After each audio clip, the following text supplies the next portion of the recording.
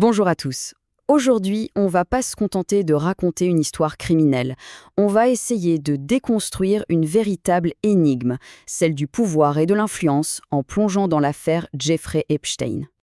Tout commence avec un paradoxe. On a là un homme qui n'a pas, mais alors pas du tout, le parcours académique qu'on s'attend à voir dans les cercles de l'élite. On ne lui connaît aucune grande société, aucun empire industriel visible, rien. Il n'a rien créé de tangible, rien inventé, rien bâti de concret.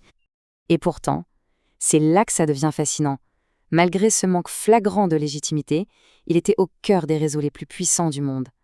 On parle de présidents, de milliardaires, de scientifiques de premier plan. C'est ici que le mystère commence vraiment. Donc, la question fondamentale, ce n'est pas seulement ce qu'il a fait, mais comment un tel personnage a pu y parvenir. C'est ce mécanisme qu'on va essayer de décortiquer ensemble. Bien sûr, l'affaire est choquante, révoltante, mais pour vraiment la comprendre, il faut dépasser l'indignation et analyser froidement la méthode. Comprendre le système qui a rendu tout ça possible. Son parcours professionnel est incroyablement flou.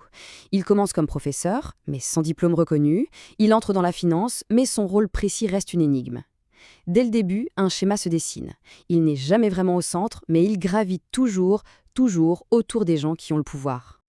Alors, quel était son produit? Qu'est-ce qu'il vendait exactement? Eh bien, pas un produit financier classique, non. Il offrait des choses bien plus précieuses dans ces sphères. D'abord, l'accès à son réseau. Ensuite, la promesse d'une discrétion totale. Et enfin, ce sentiment d'appartenance. Le ticket d'entrée pour un club ultra select.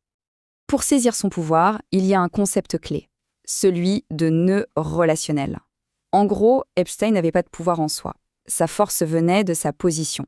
Il était l'intermédiaire, le connecteur indispensable entre des gens très puissants. Et en les reliant, il est devenu puissant à son tour. C'est aussi simple et aussi complexe que ça. Mais attention, son influence personnelle, ça n'explique pas tout. Loin de là. Pour vraiment comprendre, il faut regarder au-delà de l'individu et s'intéresser au système qu'il a non seulement permis, mais qu'il a aussi activement protégé.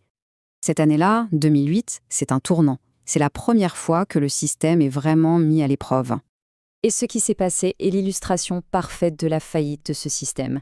Face à des accusations d'une gravité extrême, Epstein a obtenu un accord judiciaire d'une clémence presque surréaliste. Une peine minimale, avec des privilèges de sortie, c'est l'exemple type de ce qu'on appelle une justice à deux vitesses. Et c'est là que ça devient vraiment crucial. Même après sa condamnation, rien n'a vraiment changé. Il a gardé son accès, ses connexions, son influence. Ce n'était donc pas juste une erreur judiciaire, c'était la preuve d'une défaillance systémique profonde. Mais comment expliquer le silence qu'il a protégé si longtemps? On imagine souvent un grand complot organisé, mais la réalité est souvent plus subtile. C'est une convergence d'intérêts. Dans ces cercles très fermés, personne n'a intérêt à ce que la structure s'effondre, car chacun, d'une manière ou d'une autre, en profite. Finalement, si on prend un peu de hauteur, au-delà de l'individu lui-même, qu'est-ce que cette histoire nous apprend sur les mécanismes du pouvoir aujourd'hui? Eh bien, l'affaire Epstein, c'est une fenêtre rare sur le fonctionnement réel du pouvoir. Elle nous montre trois choses essentielles. 1. L'influence réelle se joue souvent en coulisses, dans le social, pas dans l'officiel. 2. L'argent, quand il est extrême, peut créer une sorte de zone de non-droit. Et 3. Les réseaux d'élite, par leur nature même, ont tendance à se protéger mutuellement. Et c'est sans doute ça la conclusion la plus importante.